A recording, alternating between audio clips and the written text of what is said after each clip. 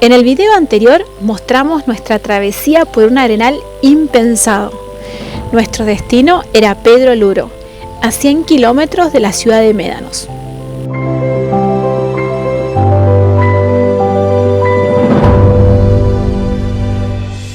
Entre Bahía Blanca y Carmen de Patagones, la Ruta 3 corre en línea recta casi 300 kilómetros.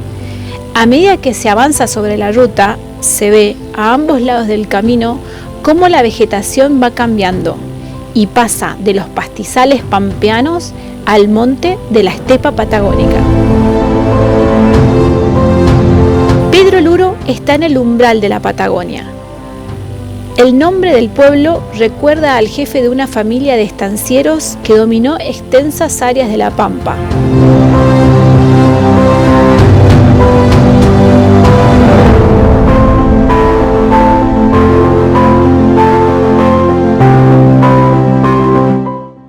La laguna La Salada es el mayor lugar de distracción de la región. El mayor premio de llegar a La Salada fue el avistaje de flamencos. Nosotros llegamos en temporada baja y estaba todo cerrado salvo algún almacén. Tuvimos intención de acampar ahí, ya que hay una zona de camping gratuito aunque sin servicios, pero era tan fuerte el viento que tuvimos que partir. A orillas del río Colorado, Pedro Luro es la frontera natural de la Patagonia y fue durante mucho tiempo una especie de límite entre el mundo indígena y el de los colonos.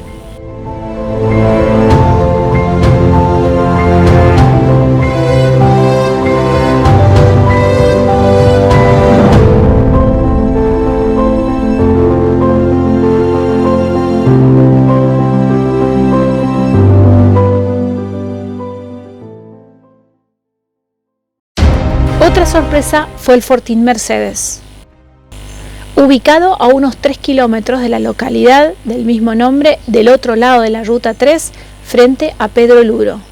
Este fortín se encontraba sobre la frontera y la línea de defensa al sur de las tierras colonizadas hasta la conquista del desierto.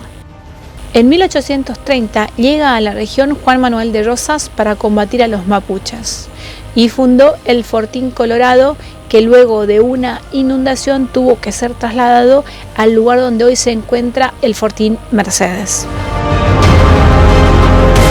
Y continuamos viaje, con rumbo a Carmen de Patagones y Viedma. Llegar y cruzar el puente del Río Negro nos dio una alegría infinita. Nos dimos cuenta que estábamos entrando a la Patagonia Argentina.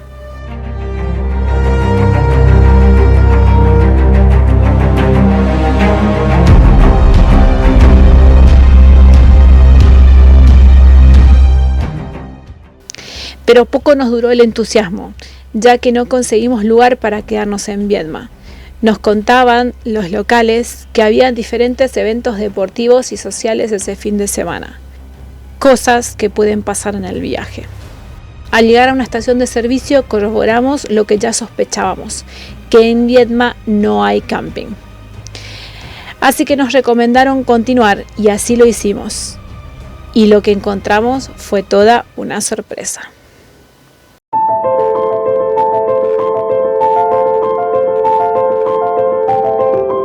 El Cóndor fue la bienvenida a las espectaculares playas patagónicas, la presencia impresionante de los acantilados, los loros, las interminables playas, los atardeceres tan diferentes y fantásticos todos.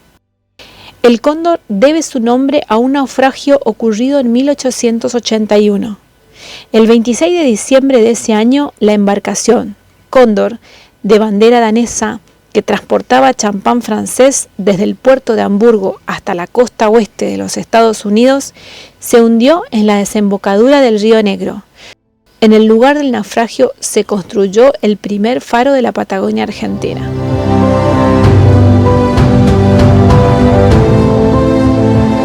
Y entre tanta belleza que encontramos en este pueblito patagónico, una tarde el viaje nos llevó a Nicolás.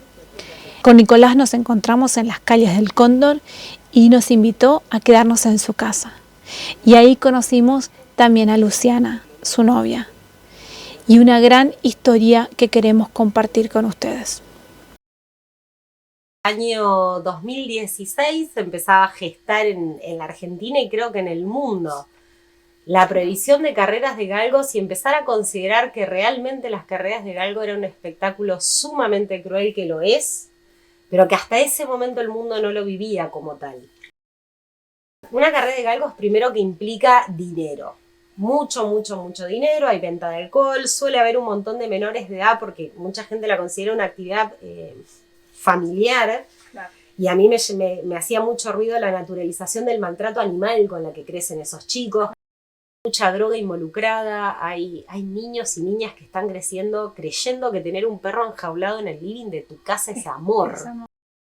Al momento de la carrera a la mayoría se le inyectan drogas que hacen que su corazón se acelere, bombee más sangre y genere mayor velocidad. De hecho tiene unos músculos increíbles que naturalmente no tienen, sino que son desarrollados. Hablamos de cocaína, hablamos de metanfetamina, hablamos de drogas con metales pesados incluidos, hablamos de recursos de hospitales públicos como jeringas, sueros.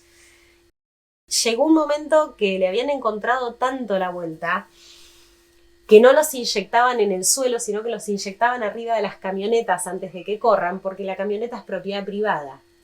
Entonces, para que la policía te pueda frenar, claro, vos necesitas una orden de allanamiento que va a tardar.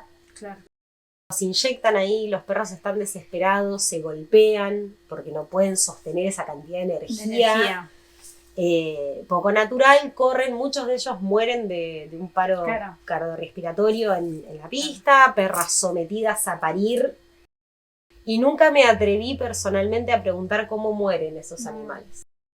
Entonces lo primero fue salir a conseguir apoyo. Me contacté con varios concejales y concejalas de acá de Viedma, la mayoría me dio la espalda. Y hubo una persona, Paola Casadei, que se sintió, ella me lo dijo, comprometida.